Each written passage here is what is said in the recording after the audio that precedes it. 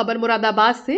उत्तर प्रदेश के मुरादाबाद से इस समय न्यायपालिका की स्वतंत्रता से जुड़ा एक गंभीर और संवेदनशील मामला सामने आया है। संभल के मुख्य न्यायिक मजिस्ट्रेट की आकस्मिक स्थानांतरण के विरोध में the bar association and library Moradabad ने जोरदार प्रतिक्रिया दर्ज कराई है। पूर्व निर्धारित एजेंडे के अनुसार बार एसोसिएशन हॉल में जनरल हाउस की आम सभा का आयोजन किया गया।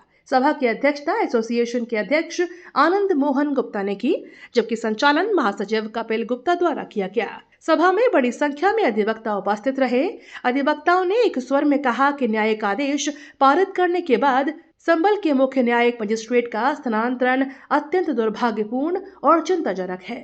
बार एसोसिएशन का मानना है कि इस प्रकार की प्रशासनिक कार्यवाही से न्यायपालिका की स्वतंत्रता, निष्पक्षता और गरिमा पर गहरा आघात पहुंचता है। साथ ही आम जनता का न्याय व्यवस्था पर विश्वास भी कमजोर होता है। सभा में कहा गया है कि यदि वैधानिक और न्यायिक विवेक से पारित आदेशों के बाद इस तरह के निर्णय लिए जाते हैं तो इससे न्यायिक अधिकारियों की निर्भीकता प्रभावित होती है और यह संदेश जाता है कि न्यायपालिका पर दबाव डाला जा रहा है, जो लोकतंत्र के लिए शुभ संकेत नहीं है। मीटिंग को लेकर क्या निर्णय लिया गया आपने? आज हमने संभल वाले मसले में जनरल हाउस बुलाया था और जनरल हाउस का आह्वान हमने इसलिए किया गया था कि जो माननीय उच्च न्यायालय की ट्रांसफ़र लिस्ट आई है और जो मैसेज समाज में गया कि वहाँ के सीजीएम महोदय ने सीओ और इंस्पेक्टर के खिलाफ रिपोर्ट दर्ज करने का कोई आदेश पारित किया था, उसके 11 दिन के अंदर अंदर उनको ट्रांसफ़र कर दिया गया, जिसका समाज में संदेश ये गया कि शायद सीओ साहब के खिलाफ एफआईआर का ऑर्डर दर्ज करने के कारण सीजीएम साहब का ट्रांसफ़र किया गया है।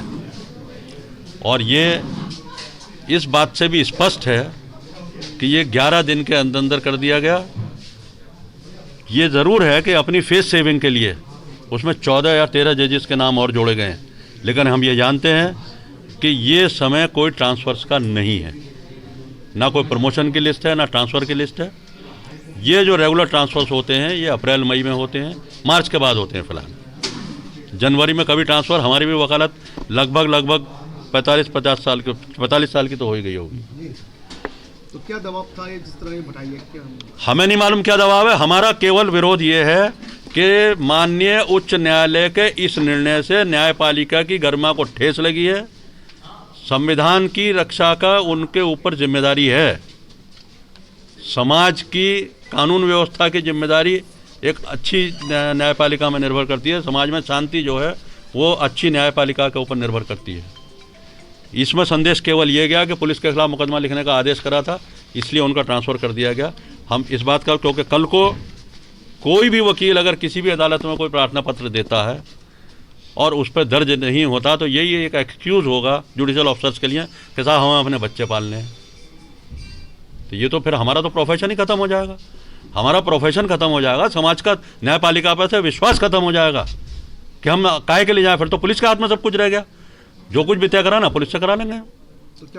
तो हमने ये प्रस्ताव पारित किया है, जनरल हाउस ने सर्वसम्मति से प्रस्ताव पारित किया है कि हम माननीय उच्च न्यायालय को इस मामले में एक विरोध पत्र जनपद न्यायाधीश महोदय के माध्यम से भेजेंगे कि ये गलत समय पर लिया गया गलत निर्णय है, इसका समाज में संदेश अच्छा नहीं गया है और इसका हमारे प्रोफेशन पे भी विपरीत प्रभाव पड़ रहा है।